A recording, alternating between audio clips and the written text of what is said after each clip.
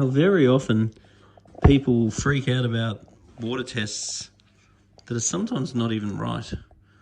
So remember that test kits actually age. So it's good to, once every 6 months, take your test kits down to your local aquarium shop. And then what you want to do is test your test kit against their test kit.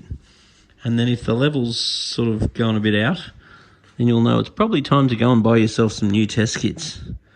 But if the level's similar, then at least you probably know you can buy yourself a little bit of time because you've made some effort. So once again, the test you want to look at in a tank like this is KH. This tank I'd want to run a KH of about 2 to 4. GH I'd want to run probably around 8. The pH I'd want to run say around 7, even 6, 8. Then ammonia and nitrite I'd want 0.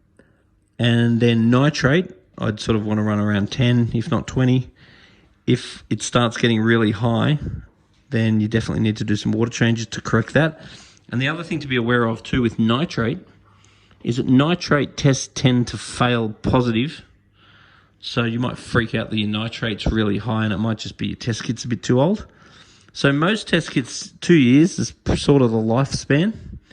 But once again, if you just check it against a shop, and the reason why you want to check it against a shop is because I'm assuming the shop would be like us and we go through the test kits all the time, so all of our test kits are always very fresh.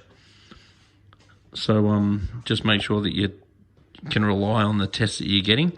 And then be very careful with phosphate, because if you've got too much algae, then phosphate may be a problem. But a lot of the chemicals you use, such as neutral KHs and so forth, they're going to give you pretty much a false positive phosphate. So if you use like neutral KH or anything, it's a bound up phosphate and it'll give you a really high reading, but you won't have any issues with algae or fish. So just bear that in mind too.